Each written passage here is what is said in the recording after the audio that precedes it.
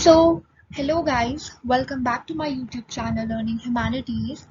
Today we are going to discuss a very important topic, that is CUET 2024. So basically हम सबको पता है कि कॉमन यूनिवर्सिटी एंट्रेंस टेस्ट एक ऐसा एग्जाम है जिसकी मदद से आप अपने डिजायर्ड कॉलेज और इंस्टीट्यूशंस में एडमिशन ले सकते हो, और ये बहुत ही इंपॉर्टेंट हो चुका है। लास्ट ईयर इसमें बहुत सारे कॉलेजेस ने और यूनिवर्सिटीज़ ने खुद को रजिस्टर किया, और इस साल उससे भी ज़्यादा करने वाले हैं।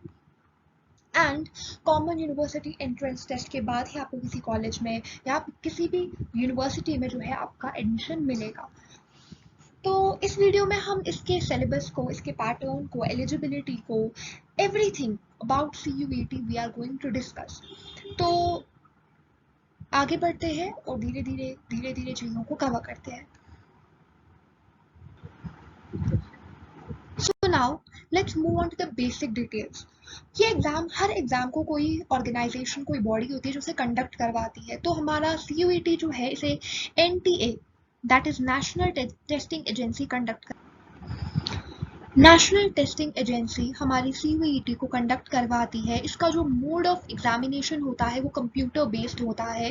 इस एग्जाम को आप डिफरेंट लैंग्वेजेस में दे सकते हो, जो कि आपको NTA की गाइडलाइंस के अकॉर्डिंग दी गई है। English is not the only language जिसमें आप ये एग्जाम दे सकते हो। There is English, Hindi, Assamese, Bengali, Kannada, Malayalam, Marathi, Odia, Punjabi, Tamil, Telugu, Gujarati and Urdu also. तो इन लैंग्वेजेस में आप अपने पेपर को दे सकते हो।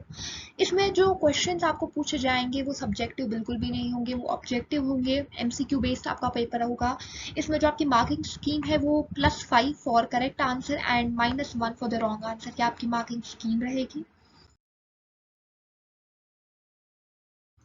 टॉकिंग अबाउट एज लिमिट, तो कोई एज लिमिट ऐसी नहीं है। There is no attempt limit also, कितनी बार आप ये देना चाहोगे आप दे सकते हो, एज लिमिट भी इसमें कोई नहीं है।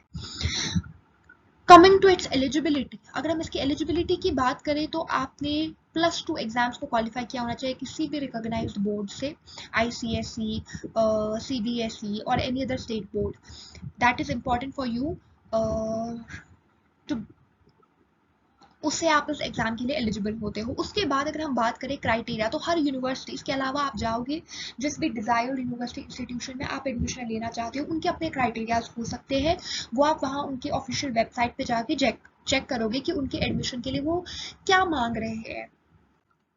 पैटर्न को अगर हम डिस्कस करें तो 3 पार्ट, तो इसका जो पेपर पैटर्न है उसको हम 3 पार्ट्स में डिवाइड कर सकते हैं। अब अगर हम बात करें क्या पैटर्न रहता है, तो बेसिकली 3 सेक्शंस है। सेक्शन 1 आपका पहला पेपर होता है लैंग्वेज का। लैंग्वेज में टोटल आपकी 33 लैंग्वेजेस होती है। 1 second, I will choose pen. तो लैंग्वेजेस में आपको 13 + 20 यानी 33 लैंग्वेजेस आपकी इसमें होती है, जिसमें आपको नंबर ऑफ क्वेश्चंस 50 पूछे जाते हैं, जिसमें आपको 40 अटेम्प्ट करने होते हैं, और 45 मिनट्स का हर लैंग्वेज पेपर आपका 45 मिनट्स का होता है। तो इन दोनों लैंग्वेजेस कौन कौन सी आती है वो हम आगे डिस्कस करेंगे। सेक्शन 2 में आपका 27 डोमेन स्पेसिफिक सब्जेक्ट्स आते हैं, जिसमें आपको again 50 questions out of which आपको 40 अटेम्प्ट करने होते हैं। लेकिन इसमें एक इंपॉर्टेंट चीज आ जाती है। सबसे पहले जो आपके 45, एक कुछ ऐसे डोमेन स्पेसिफिक सब्जेक्ट है 21, जिसमें आपको 45 मिनट्स फॉर ईच सब्जेक्ट दिए जाते हैं। 21 ऐसे सब्जेक्ट्स है जो आपको 45 मिनट्स आपको टाइम लिमिट उसमें होगा, और 6 ऐसे सब्जेक्ट है जिसमें आपको 60 मिनट दिए जाएंगे, क्योंकि हो सकता है उन पेपर्स को करने में आपको ज़्यादा टाइम लगेगा। तो उसमें मैथमेटिक्स, अकाउंटेंसी सारे सब्जेक्ट आते हैं, वो हम आगे डिस्कस करेंगे। सेक्शन 3 आपका जनरल टेस्ट होता है, जिसमें आपको 60 मार्क्स का पेपर होता है। तो यहाँ पे आप देख सकते हो कि पहले 2 में आपको 50 मार्क्स का पेपर था, 40 अटेम्प्ट करने थे। जनरल टेस्ट में 60 मार्क्स का पेपर है, आपको 50 अटेम्प्ट करने हैं, और इसमें आपको 60 मिनट दिए जाते हैं। तो इसमें आपको पूछा जाएगा लैंग्वेज का, मैंने आपको बताया, डोमेन सब्जेक्ट का बताया। जनरल टेस्ट में आपको general awareness, numerical ability, logical reasoning, quantitative reasoning और मेंटल एप्टीट्यूड जो है वो देखा जाएगा आपका। देन कमिंग टू, मैंने आपको कहा था कि लैंग्वेजेस 33 होंगी, तो उसमें 2 टाइप की लैंग्वेजेस है। पहले है इंग्लिश, हिंदी, गुजराती। ये मैं आपको दिखा देती हूँ। Let me choose my pen, green. English, Hindi, Gujarati, Bengali, Assamese, Malayalam, Marathi, Punjabi, Kannada, Oriya, Tamil, Telugu, Urdu, ये आपकी वो लैंग्वेजेस है, इनमें आप प्रेफरेबली एग्जाम किसी भी लैंग्वेज में दे सकते हो, इंग्लिश इज़ नॉट नेसेसरी। और जो बाहर से है उनके लिए कुछ फॉरेन लैंग्वेजेस भी है, Chinese, German, French, Arabic, Italian, Japanese, Nepali, Russian, Spanish, Tibetan, Dogri, Bodo, Kashmiri, Konkani, मिताली, मैथिली, मणिपुरी, संथाली एंड सिंधी। मैंने आपको कहा था कुछ ऐसे डोमेन स्पेसिफिक सब्जेक्ट है जिसमें आपको 60 मिनट का टाइम दिया जाएगा, तो वो आते हैं आपके accountancy, business studies, history, legal studies, नहीं सॉरी, ये आपके वो सब्जेक्ट्स है, सॉरी मैंने थोड़ा गलत कह दिया सेक्शन, ये वो डोमेन स्पेसिफिक सब्जेक्ट है जिसमें आप अपना एग्जाम, एक डोमेन, कुछ भी डोमेन आपका चूज करना है आपको, उसमें आप अपना एग्जाम दोगे, तो ये वो सब्जेक्ट्स है। इसके अलावा काफी सारे हैं, मैंने यहाँ पे कुछ ही मेंशन करे हैं। फिर मैंने आपको कहा था वो डोमेन स्पेसिफिक सब्जेक्ट जिसमें 60 मिनट का टाइम होगा, तो उसमें आपका अकाउंटेंसी आ जाता है, उसमें आपका केमिस्ट्री आ जाता है, कंप्यूटर साइंसेज आ जाता है, informatic practice, economics, math and physics आ जाता है। तो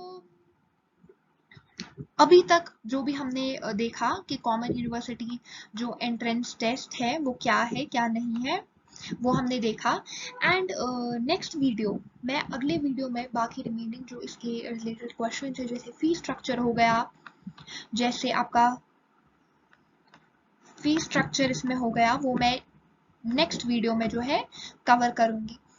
तो फी स्ट्रक्चर और कुछ एग्जाम्पल देके मैं आपको समझाऊंगी, जैसे दिल्ली यूनिवर्सिटी है, बनारस यूनिवर्सिटी है, वहाँ पे क्या क्राइटेरिया है वो मैं आपको समझाऊंगी। लेकिन उसके लिए मुझे पार्ट 2 बनाना पड़ेगा, और मैं पार्ट 2 तभी बनाऊंगी जब जब आप लोग कमेंट करेंगे, लाइक करेंगे, सब्सक्राइब करेंगे, क्योंकि ये सब बनाने में बहुत मेहनत लगती है। तो आई होप आप समझ रहे होंगे, और मेरे चैनल पे आए हैं तो सब्सक्राइब कीजिए, और इसी तरीके के अमेजिंग कंटेंट के लिए बने रहिए एंड नोटिफिकेशंस को ऑन रखिए।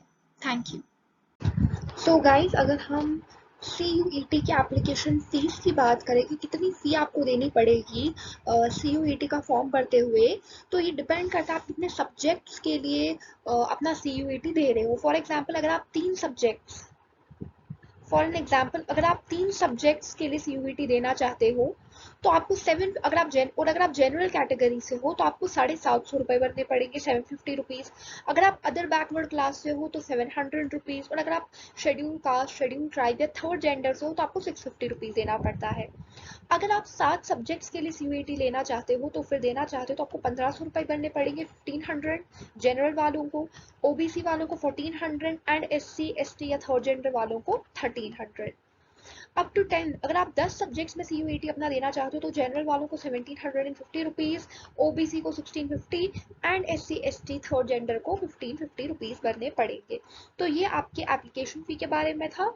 इसके बाद अगर आप चाहते हो कि मैं अलग अलग यूनिवर्सिटीज़, उनके क्राइटेरिया, कोर्सेज ऑफर्ड पे एक वीडियो बनाऊं, तो आप मुझे कमेंट सेशन में वो बताएंगे। उसके लिए मैं एक अलग से वीडियो बनाऊंगी। जैसे दिल्ली यूनिवर्सिटी बहुत सारे बच्चों का एम होता है, टॉप यूनिवर्सिटीज़ जो है इंडिया की, बैंगलोर यूनिवर्सिटी या अलग अलग कॉलेजेस है, तो वहाँ के लिए उनके अलग क्राइटेरियाज होते हैं जिन पर मैं एक अलग से वीडियो बनाऊंगी। लेकिन तभी जब आप कमेंट करेंगे और ये वीडियो पे आप एक अच्छा रिस्पॉन्स आएगा, तो मैं नेक्स्ट वीडियो ज़रूर क्राइटेरियाज ऑफ डिफरेंट कॉलेज पे बनाऊंगी। तो thank you guys and keep supporting, and ऐसे ही कंटेंट के लिए सब्सक्राइब कीजिए मेरी चैनल को। Thank you.